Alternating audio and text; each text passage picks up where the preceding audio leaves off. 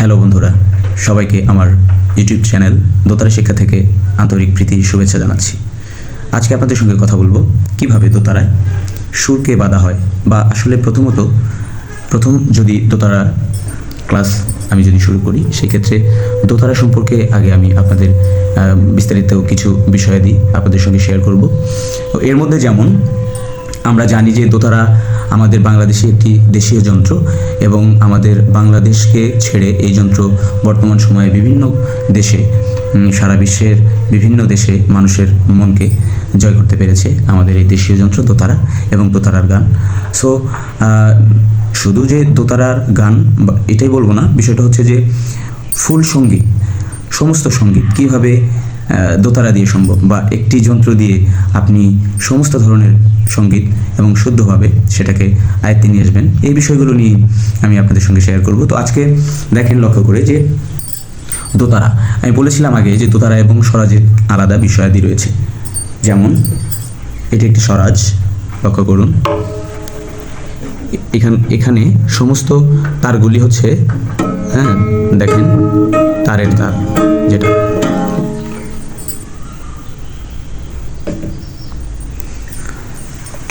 আর দোতারায় হচ্ছে, লক্ষ্য করুন, নিচের একটি তার হচ্ছে, আমি আগে হচ্ছে এগুলোর নামগুলো বলে দিই।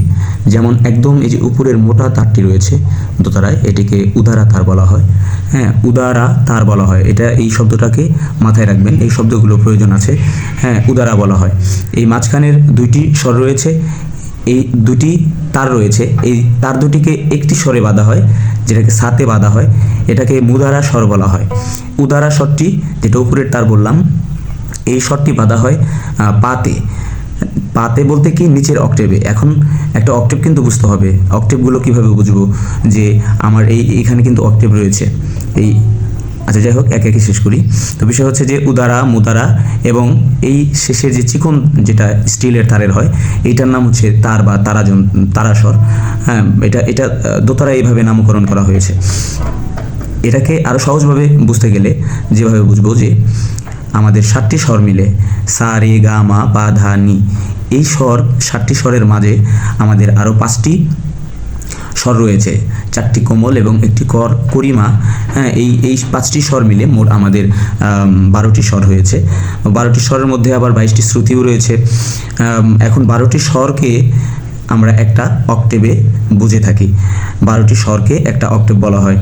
সা রে গা মা পা ধা নি, এর সঙ্গে যে 5টি স্বর রয়েছে, 4টি কোমল, যেমন রে কোমল, গা কোমল, ধা কোমল, নি কোমল এবং করিমা, এই 5টি মিলে 12টি স্বর। 12টি স্বরকে আমরা একটা অক্টেভ হিসাবে বুঝে থাকি বা চিনে থাকি।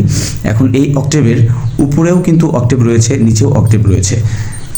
যেমন এখানে এই দোতারায় দেখেন, খেয়াল করে, যে আমি যেখানে এটা হচ্ছে যে সি স্কেলে আমি বেঁধে নিয়েছি। এখন সুরটাকে যে বাঁধা, এই বাঁধাটা আমি কিভাবে শিখব, এটা হচ্ছে দুইভাবে শেখা যায়। দুইভাবে বলতে, কোনো যন্ত্রের সহযোগিতায়, যেমন তানপুরা, হারমোনিয়াম, আদারওয়াইজ সুরযন্ত্র যেগুলো আছে, যেগুলো বাঁধা থাকে, এগুলো থেকেও সুরকে, এটাকে বাঁধা যায়।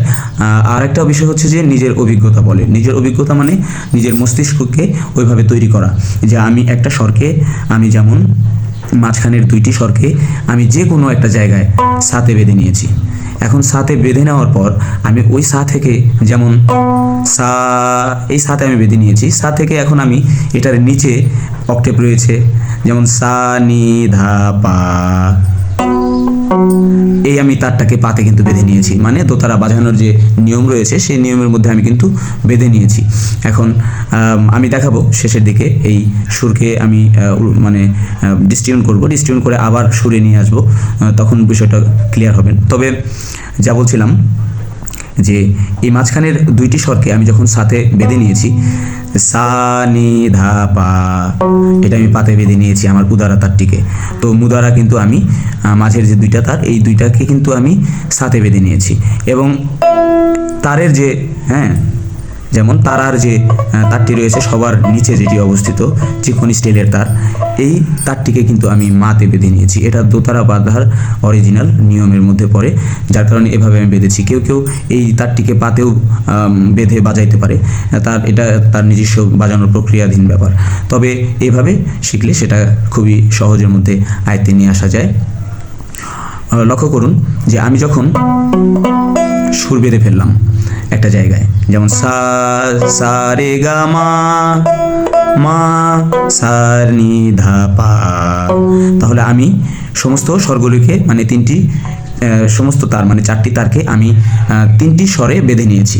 এর মধ্যে উপরের স্বরটি উদারার স্বরটিকে আমি বেঁধে নিয়েছি নিচের অক্টেভের, হ্যাঁ, যেমন বলছিলাম যে একটা অক্টেভকে অতিক্রম করে আমি নিচেও আসতে পারবো, উপরেও যেতে পারবো। যেমন সা নি ধা পা মা, এটা নিচের দিকে আসলাম। আর যেটা হচ্ছে উপরের দিকে যখন যাব, যেমন সা সা রে গা মা পা ধা নি সা,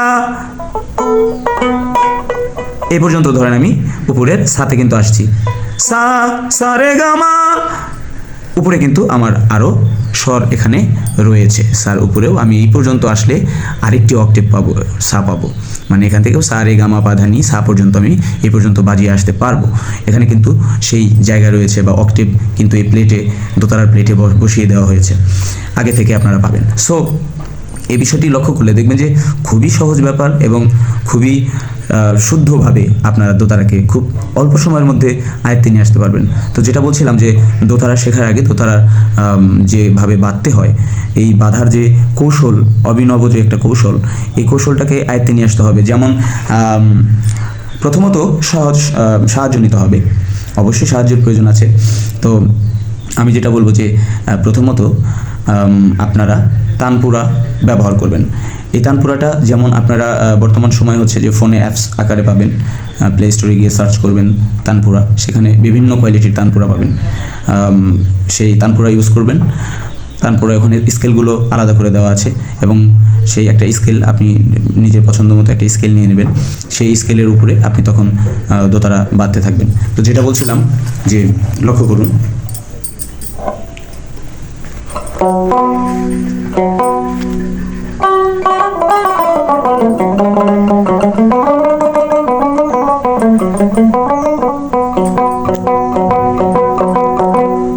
প্রথমে যে বিষয়টি দোতারা শেখার আগে যে বিষয়গুলো জানতে হবে সেটা হচ্ছে যে স্বরগুলোকে তো অবশ্যই আমার প্লেটে কোথায় কী আছে সেটা অবশ্যই আমাকে বের করে দেখতে হবে। আমার এটাই হচ্ছে প্রথম কাজ, যে সা রে গা মা পা ধা নি সা রে গা মা পা ধা নি সা, এই স্বরগুলো কোথায় আছে, কিভাবে আছে, হ্যাঁ, সেটা শুদ্ধ এবং কোমল করি সমস্ত স্বরগুলোকে মিলে আমার কিভাবে কোথায় আছে সেই বিষয়গুলোকে প্রথমত আগে বের করতে হবে। সো আমি সারেগামা একটু বাজাচ্ছি, দেখুন।